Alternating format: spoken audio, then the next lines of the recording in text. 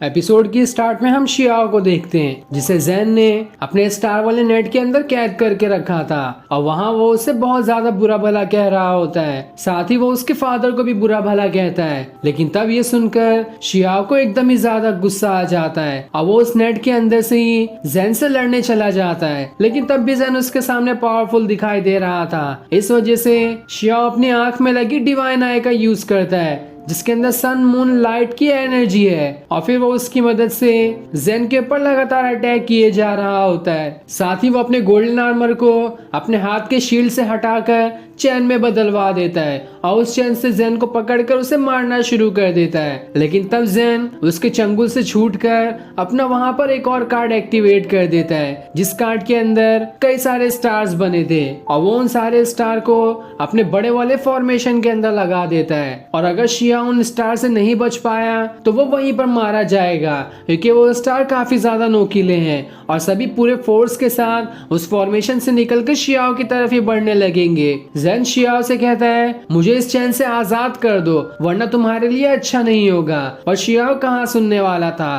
तभी वो सारे स्टार्स फॉर्मेशन से निकलकर शियाओ की तरफ बढ़ने लगते हैं। लेकिन स्टार उसे लगते इससे पहले ही वहां पर क्वीन आ जाती है जो उन स्टार्स को रोक लेती है। लेकिन तब भी एक स्टार उसके दिल में लग जाता है जिस वजह से वो एकदम ही ज्यादा इंजर्ड हो जाती है। पर फिर भी वो अपनी पूरी ताकत का इस्तेमाल करते हुए उन स्टार्स को रोके हुए होती है। लेकिन ये देखकर जैन एकदम हैरान हो जाता है कि आखिर क्वीन इससे बाहर कैसे निकली। जिसके बाद वो शियाओ से कहता है क्वीन बाहर इसलिए निकल पाई क्योंकि उसने अपनी सारी पावर्स खत्म कर दी और इस वजह से वो एकदम ही ज्यादा कमजोर हो गई है। यही वजह है कि वो उस केज से बाहर निकल पाई क्योंकि अगर तुम उस केज को अपनी आधी से ज्यादा पावर्स दे दो तभी वो तुम्हें बाहर आने देगा। इसलिए क्वीन ने अपनी आधी पावर्स उस केज को दे दी जिस वजह से वो उस केज के बाहर आ पाई। लेकिन तब आधी पावर्स देने की वजह से क्वीन एकदम ही ज्यादा कमजोर होने लगती है। इसलिए शियाओ अपनी एनर्जी वाला कार्ड उसे दे देता है ताकि वो उसे खाकर अपनी एनर्जी को थोड़ी हद तक बढ़ा सके।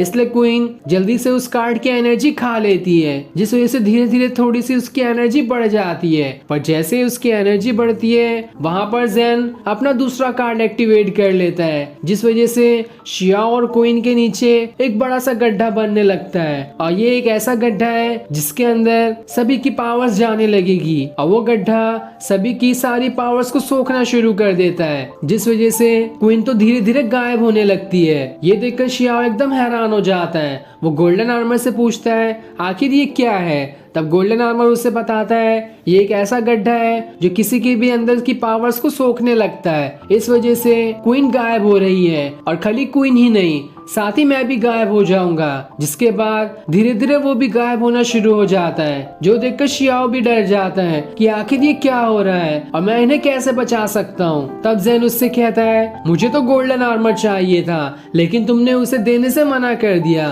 तो अब मुझे उसकी भी जरूरत नहीं है। जो चीज मेरी नहीं हो सकी वो मैं किसी की भी होने नहीं दूंगा। तभी शियाओ की डिवाइन आई की पावर्स भी जाने लगती है और फिर देखते ही देखते क्वीन उसका गोल्डन आर्मर और उसकी डिवाइन आई की पावर्स धीरे धीरे सोखने लगता है वो गड्ढा। ये देखकर शियाओ घबरा जाता है कि वो अब क्या करेगा। पर जैन उससे कहता है तुम्हें टेंशन लेने की जरूरत नहीं है ये तुम्हारी सारी पावर्स खत्म करके तुम्हें एक आम इंसान बना देगा और आम इंसान बनने के ही तुम लायक हो क्योंकि तुम्हारे अंदर तो पहले से ही कुछ खास पावर्स नहीं थी तो तुम जनरल कैसे बन सकते थे। तुम्हारे साथ तो अच्छा ही हो रहा है। साथ ही इस गड्ढे से बाहर निकलना किसी के भी बस की बात नहीं है। जिसके बाद वो उसे अपने बारे में बताता है कि मैं डार्क डायमेंशन से आया हूँ और मैंने काफी टाइम से इस ह्यूमन की बॉडी पे अपना कब्जा बना कर रखा है इसलिए मेरी बॉडी एक ह्यूमन जैसी दिखाई देती है लेकिन मैं ह्यूमन नहीं हूँ। मुझे मेरे मास्टर ने डार्क डायमेंशन से भेजा है ताकि सारी अच्छी स्पिरिट्स को उनके कार्ड के साथ अपने पास रख लूं। इसलिए मुझे तुम्हारा गोल्डन आर्मर भी चाहिए था। जो सुनकर शियाओ एकदम घबरा जाता है। साथ ही उसे क्वीन और गोल्डन आर्मर के जाने का काफी दुख हो रहा था कि वो उसे नहीं बचा पा रहा है। तब जैन उससे कहता है तुम क्वीन के बारे में कुछ नहीं जानते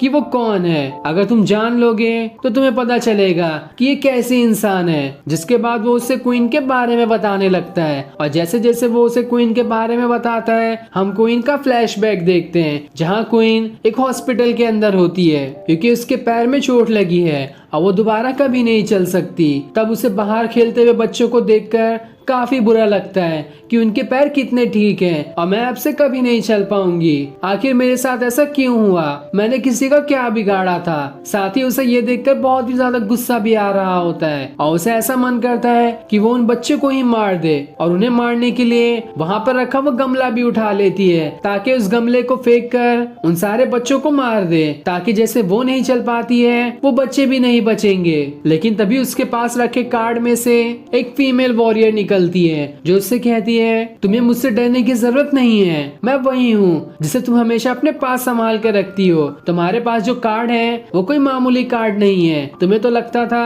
कि वो एक साधारण कार्ड होंगे, लेकिन ऐसा नहीं है, उनके पास पावर्स है और उसी कार्ड के अंदर मैं भी थी। अगर तुम मेरे साथ हो जाओ तो तुम अच्छे से चल सकती हो और तुम्हें कभी भी इस व्हील चेयर की जरूरत नहीं पड़ेगी। तो क्या तुम मेरा साथ देना चाहोगी? पर क्वीन क्या जवाब देती है ये हमें इस एपिसोड में नहीं दिखाया जाता और फिर ये सीन दिखाते ही ये एपिसोड यहीं एंड हो जाता है। Thanks for watching.